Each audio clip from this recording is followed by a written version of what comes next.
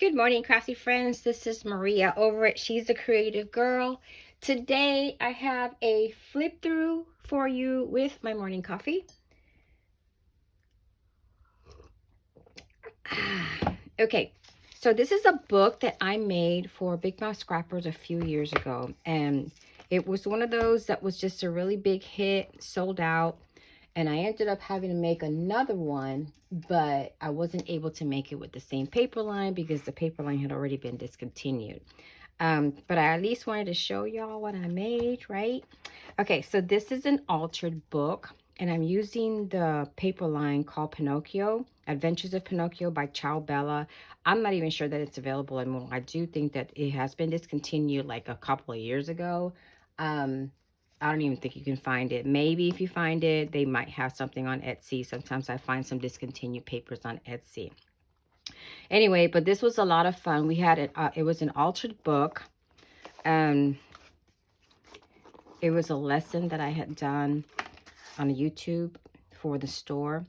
And so I taught you how to make this faux leather cover. I just love the way it came out. And I used a bag, a paper bag for that. We painted the book and made it look a little bit more neutral for, what we were making. So I put some of the washi tape in the collection on the back cover. And then on the front, we've got this quill that we made from scratch with a feather. So funny story, y'all. We were actually looking for feathers in the store. Cynthia had a bunch of flower arrangements that had feathers in them. We were just plucking them out just to get enough feathers for the book. And then we have this piece right here was cream paste run through an embossing folder and painted it black and then put some brown paint over it to make it look like wood. And then we have the Pinocchio here being made by his father. I forgot his name. Geppetto. Yeah, that's it. Anyway, the closure is, I made a charm with the little guy in the book. I've got a hitch fastener back here, and it's held together with a bull clip here, bulldog clip. Let's take a look inside. So this is kind of a little bit on the scrapbook side because that's what I was kind of not trying to figure out what I wanted to do. So I started doing all this stuff about 9 years ago. And I tried the scrapbooking thing. It wasn't for me. I don't really scrapbook. I like to make the books, but I don't like to put anything in them. But this was really cute. The paper just kind of talked to me, and I figured this is really cute. I'm just going to make that. All right, so right here, I literally cut all of the mats for the pages on my silhouette with a decal cut. It almost killed my silhouette, but that's what I did. So all of these pages are pockets. Every page that has a seam. So what I had to do was, I don't remember the movie Pinocchio. I actually had to watch it to be able to figure out what to do with this paper, and what sequence I had to do it in. So I watched the movie and it helped a lot. So this is kind of like for the beginning to the end of the movie. So all of these pages here at each scene have a page that is a pocket, and I have these huge mats in here. These are like 5x7 in each of those pockets. So there was plenty of room here for photos or journaling. Okay, I'll put that back in there later. I thought I was getting caught. Okay, and then this page here, I just tore up the little cards that were on the book, on the page. And I ratted the edges, put some little tags in here and just stuck them in here like this. Some more space in there to tuck something in. Here's another mat. Put the mats in later. And then I had cards that I made. So what we did was, on the altered book, we ratted all the pages, put a couple of pages together, try to cover up a lot of the words that were on there. And we put these cards on here. These will open up this way. So there's place there for photos or journaling, and then this one opens this way. And then a little embellishment from the paper pad holds these in place. And here's another mat. Okay, this was fun. So this is when Pinocchio meets Mangiafuoco. All right, and I put it in here with the mats. With the tags, I'm sorry. This is fun. So in the movie, he was a marionette for Manjafuko's puppet company, whatever that was. And so I made a little marionette out of paper. This is a window. It's got sequins in here. It's a little pop-up. I did a little like theater design with my silhouette. These are little tuck spots in here. And then y'all look at this. This was fun. So he moves once the little puppeteer's hands move too. That was fun. It was a booger to make, but it was really fun. Okay, here's another mat. Another set of cards that open the same way.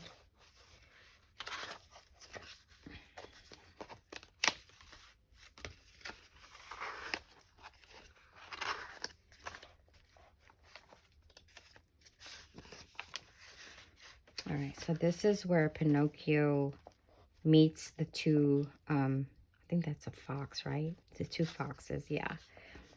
So I put gesso on the page here to kind of cover up some language, just in case this was given to a child. Some of these books are kind of inappropriate for children. So there's that. I did a flip in here, or a tuck in. And here's a really cool page from the paper, really grungy, but this is where they were taking Pinocchio to jail because, you know, the fox were getting him in trouble. We have another mat. This is a huge page. So I have like a double pocket here. So here's another mat. And this is the center of the book. So I like to keep things different. So I made this little flip thing to add photos in.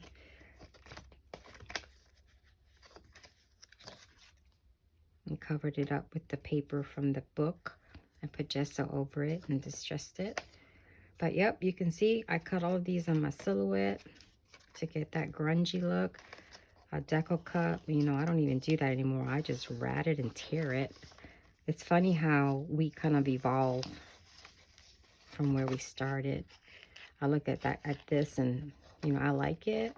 But this is kind of like where I start to develop my own style. Super cute.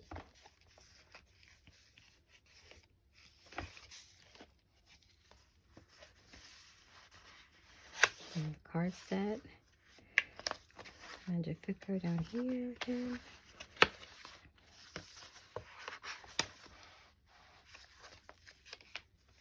This is a fun page. This is, I thought that was the center of the book. Maybe not. Anyway, so I made a double pocket here. I left the paper in there, tore a page of it in half, and then put on top of that, I put another piece of paper to kind of follow along with the page that I just cut so I can have two pockets. There's a tag here.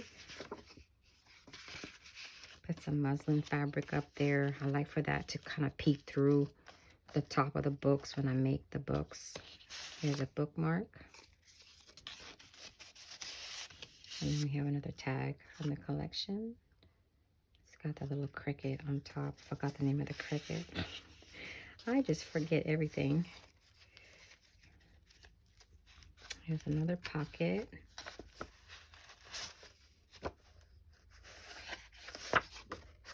So I'm just thinking that maybe one of these days I'd like to make another one of these, but with something more recent. But I'm kind of waiting for the right paper to talk to me. There is a paper line that we got at the store. It was the Winnie the Pooh. And I thought it was so cute. It looks really vintage. And it would be great to do one of these and that. Okay, so here I have a spot that I cut out as a frame that I cut on my silhouette. It had kind of waves on it. So I thought this would be appropriate for this page for when, I guess he was, his dad was it his dad or him? He was eaten up or swallowed up by a whale, kind of like Noah, not Noah, Jonah. So I cut out the little waves and inked them so that I can find spots to put these little tags in. And I did do a little collage. It's just a regular piece of cardstock, coffee dyed or splashed or inked. And I put a little piece of paper in there and tore it up. And I outlined the little cutout because I actually cut that out from the paper. And I outlined them in black so that they can pop a little bit. Here's another one down here. All right, so then this is the book. I love this page. This is like a page in the collection that was all by itself. And I'm like, oh, I know exactly what I'm going to do. When I saw it, I knew exactly what I wanted to do with it. And here it is. So I made a pocket in here for tags. And I've got my tool on here so they can pop up to the top. And I tried to mimic the seam binding that was in the book, or the ribbon that was in the book. So I used this, a different color, but I thought that was so cool. I love the way it turned out. My favorite page. All right, and here is another tag. So now we have where Pinocchio is meeting the fairy, and she promises to turn him into a real boy if he behaves.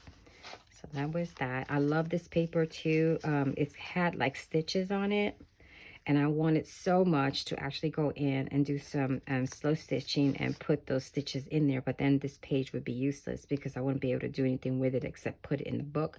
Maybe make another side pocket, which was boring. So I cut it right down the center. That way I can slip things into it. I can slip them in that way and this way.